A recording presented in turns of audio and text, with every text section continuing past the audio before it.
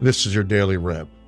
The trigger isn't the problem. The trigger reveals the problem. Most people believe the outside event is the cause of their reaction. Maybe she shouldn't have said that, or he disrespected me. That tone was way out of line. They crossed a boundary. Maybe, but two people can experience the exact same moment. One stays composed, the other escalates. That difference, it matters, because it tells you something important.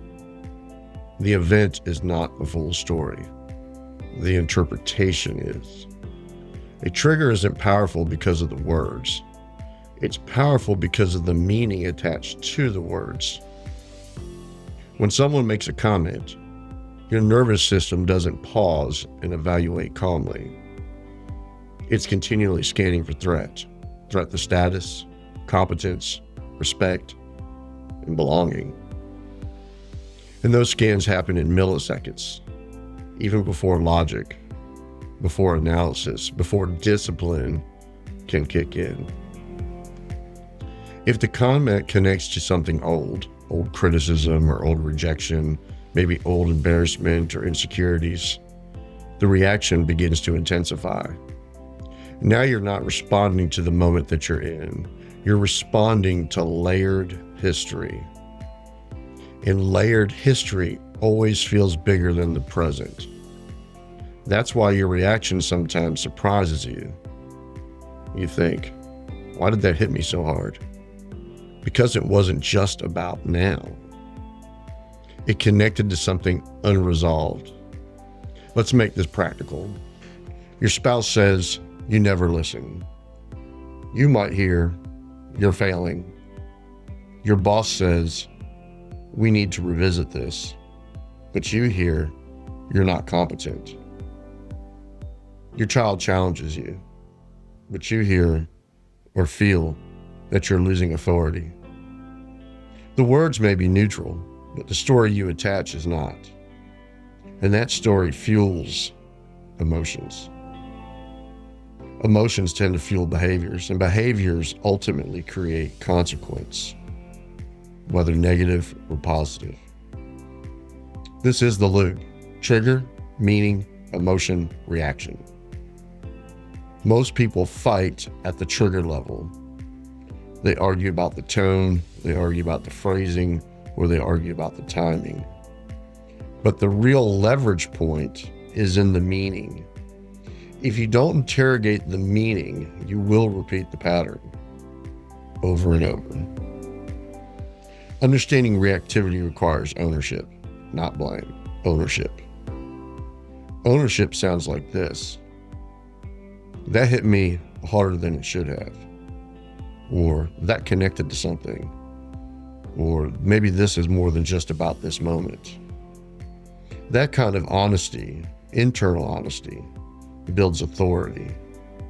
Because when you understand your meanings, you don't have to eliminate triggers. You don't have to control every environment. You don't have to silence each and every critic. You simply gain choice. And choice is power. Strength does not eliminate discomfort. People with strength are able to interpret the discomfort accurately. They slow down long enough to ask, what did I just make that mean? And then a second question, is the meaning accurate or is it familiar? Familiar stories create automatic responses.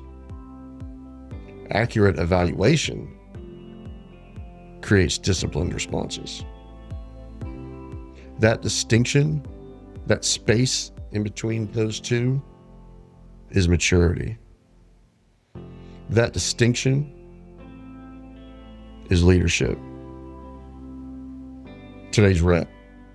When something hits you today, before correcting the person, before defending yourself, before beginning the explanation, simply pause, ask, what did I just make that mean? Then write it down, not in your head. Grab a piece of paper, grab a pen or pencil, and write it down. If you continue to do this, you'll start to see patterns in your interpretations. And when patterns become visible, control becomes possible. We're still inside Pillar 1, understanding reactivity. You cannot regulate what you don't understand, and you cannot change what you misidentify. The trigger isn't the enemy. Unexamined meaning is. So if you're serious about building emotional control under pressure, stay with us in this process. We're in the first week of the 30-day discipline run. 30 reps, 30 refinements, 30 opportunities to rewrite old narratives. Follow the show so you don't miss the next rep. This isn't about motivation. It's about conditioning. Remember, less reaction equals more choice.